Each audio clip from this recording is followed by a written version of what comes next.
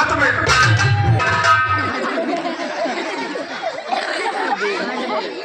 हाँ तो मेरे प्यारे भाइयों, देश पर मिटने वाले सिपाहियों, ताड़ी को बनाने वाले नारियों, जलेबियां तोड़ने वाले हलवाइयों, नींद काटने वाले कसाईयों, पूजा पाठ करने वाले पंडित और गोसाइयों,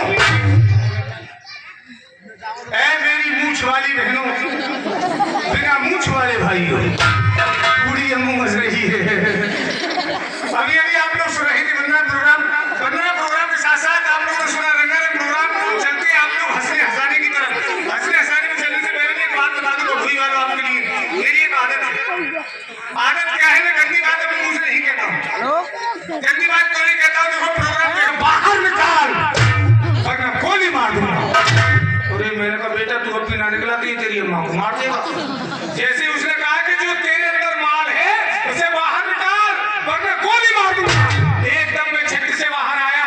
मैंने कहा डाकू जी इसके अंदर नहीं था, भी ये बिल्कुल खाली है।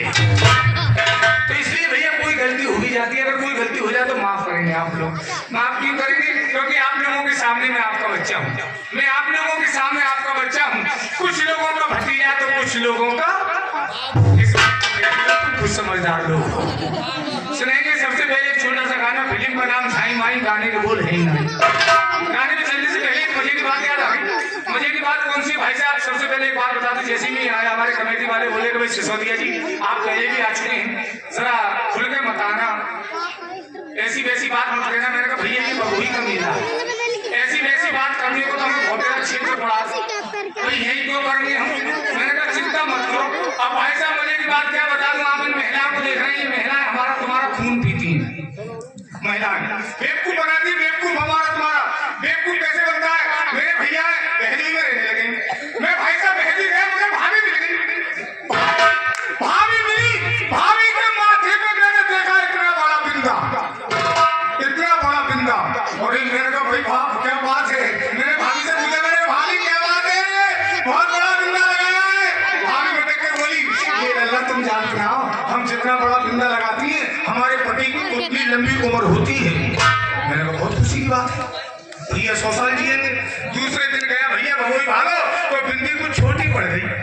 मैंने कहा भाभी कल बहुत बड़ा बिंदा था, आज बिंदी छोटी क्यों हो गई? भाभी बोली कोई बात ना, तुम्हारे भैया को बुखार आएगा। तो मैंने कहा दवाई दिलवा दो। मैंने कहा दवाई दिलवा दो। तीसरे दिन फिर गया तो भाभी की बिंदी और छोटी हो गई। मैंने कहा भाभी बात क्या है? बिंदी और छोटी हो गई।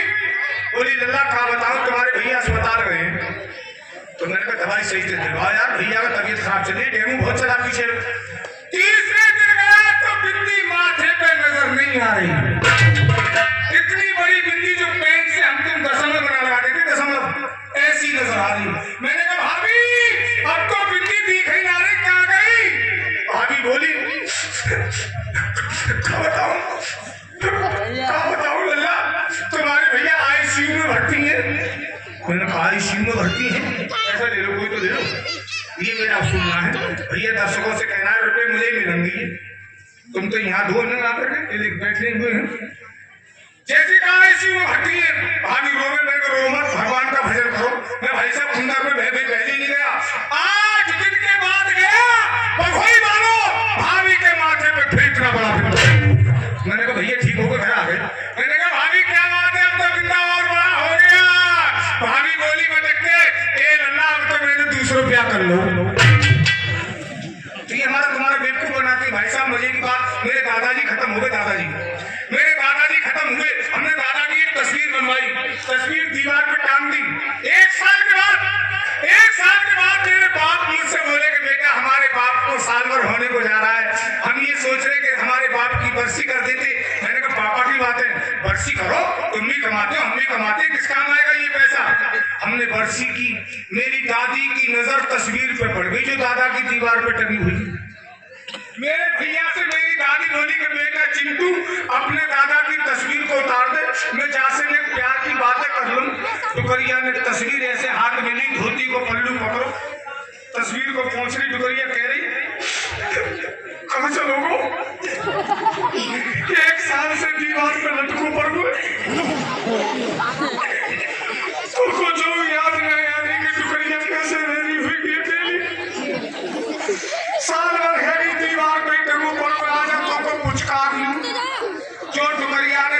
कुछ कारण को मुंह आगे बढ़ा हुए पर तस्वीर के पीछे बैठो परो ततैया जो टुकरिया ने मुंह आगे कर हुए भाई साहब ततैया ने उड़ के टुकरिया की नाक पे मार दिया डंक जब टुकरिया के डंक मारो ततैया ने टुकरिया ने तस्वीर मारी पटक के कि तेरो नाम मिर्जा तेरो न तो हाथी मर गो और छेड़ की आदत तो न गई। ये तो ही मजे की बात।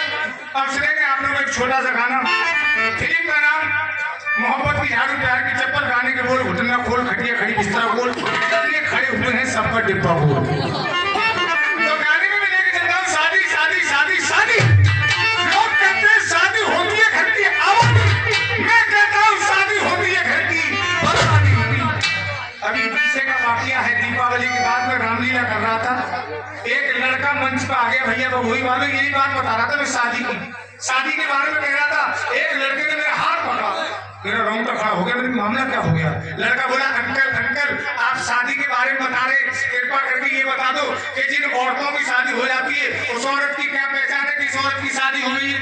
मैंने कहा बेटा सीधी सी बात है जिस औरत के गले में मंगलसूत्र लटका हुआ हो समझ ले इस औरत की शादी हो गई है। लड़का बोला ठीक है अंकल औरत की पहचान बता दी गले में मंगलसूत्र होगा अब मुझे आदमी की पहचान बताओ कि आदमी की क्या पहचान है इस आदमी की शादी हो गई है। मैंने कहा यार ये तो और सीधी बात है जिस आदमी का मुंह मंगलसूत्र की तरह लटका हुआ हो समझ ले इस आदमी की शादी हो गई है।